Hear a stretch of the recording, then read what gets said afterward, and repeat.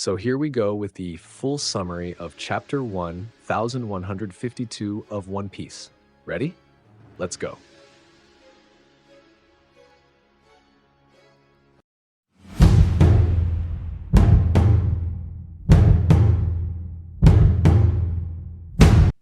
Hey everyone, welcome to the channel. I'm back with more One Piece content, and today we've got the full summary of Chapter 1152. But before we dive into the content, I just want to ask, drop a like, subscribe to the channel, hit that notification bell. It helps the channel grow a lot, seriously, and lets this content reach way more people. So give me that little push, and let's get into it. All right, this chapter is here, and it's a long one, 17 pages, pretty standard. The title is A Terrible Day. Cover story, The Blessed Harvest of Yamato the Ogre Child, Volume 36. Text on the image reads, handed the hat to Mikasa, from Otama to Kawamatsu, the daimyo of Hakamai. Now into the chapter itself, Gaban tells Luffy to pay close attention to how he uses Conqueror's haki. He also says their enemies definitely aren't immortal. Then Gaban looks at Azul and Sandy and says, looks like it's not just one person here with Conqueror's haki. Sandy approaches Gaban in a weirdly funny way, but Gaban ignores him. Sandy says, it's me. I knew it. I'm not going to let Mosshead and Symbol get all the credit. Gaban responds, that swordsman over there looks like his body is finally adapting. Zoro then says, I've got Conqueror's haki. Luffy replies, wait, you didn't know that, Zoro? You've been leaking it this whole time. Gaban laughs, what a joke. Haki's only useful if you can recognize and control it. Is this how you plan to support your captain, one of the four emperors? Zoro says, sorry. Then an annoyed Sandy cuts in, hey old man, what about me? But before he can finish, we cut to Loki and Rajrudin. Loki says, you bastard Rajrudin, you're really gonna let strangers save your homeland? I'm pissed, this is my place too. Rajrudin fires back. With you, there's always the chance you'd side with the world government. You did that kind of thing that day. How are we supposed to trust you now? Then, Luffy drops a bombshell that catches Loki completely off guard.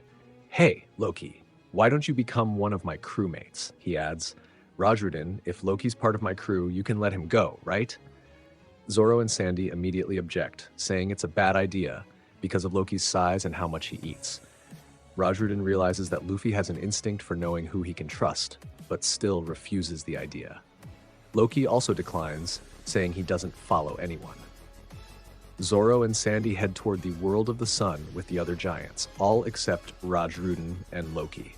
When they're alone, Gaban also asks Rajrudin to release Loki.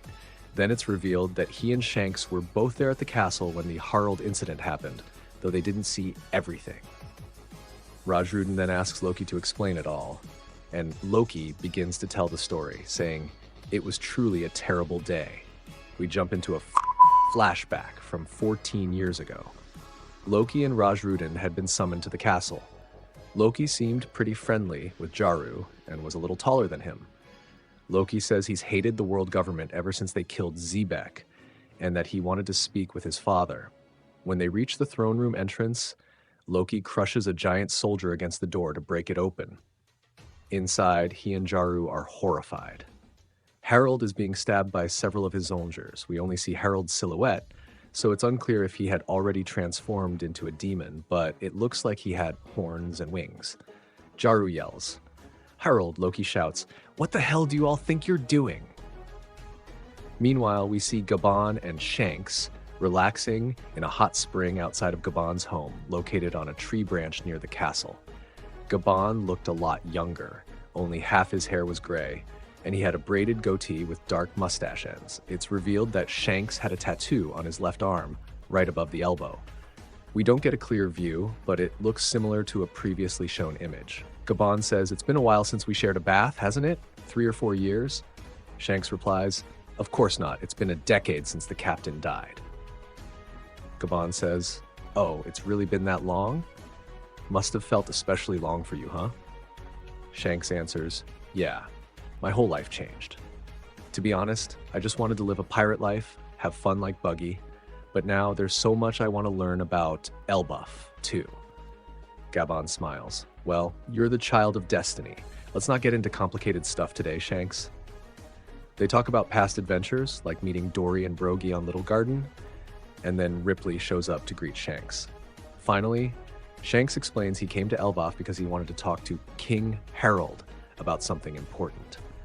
At the same time, we see a mysterious shadowy figure inside the castle opening the treasure room, and inside a legendary devil fruit sits sealed in a chest. Then, in a 2-page spread, we jump into another flashback, this time going 109 years into the past. The narrator says, going even further back, 109 years ago, at a time when, if you asked anyone living on the seas what they feared most in the world, they would all give the same answer: the giant pirates. We see Gran Eric chasing a ship at sea with younger versions of Dory, Brogy, Owen, Cash, and others. We also see another massive ship docked in a human kingdom. The narrator says, that official ship from the Land of the Giants is another reason why the name Elbaf became synonymous with absolute terror. Harald says, I heard they've got a beautiful princess in that castle. Go take a look. People shout, whoa! One of the giant soldiers with Harald looks into the castle window to see the princess, but Harald slams him into the wall and crushes it. People flee the kingdom in panic while the king and princess cry in fear. Harald smirks. Oops, I slipped. The giants cry out, Your Majesty, please stop this. The chapter ends with the reveal of young Harald. Physically, he looks very similar to Loki, spiky short hair and extremely violent.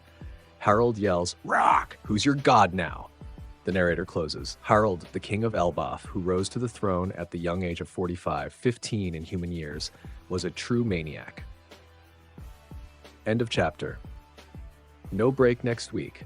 That's it. Insane chapter loaded with information and theories, especially about Shanks. What did you think? Drop your thoughts in the comments. We'll be back with the full narrated chapter as soon as the scans are out. Should be sometime late Wednesday night into Thursday morning.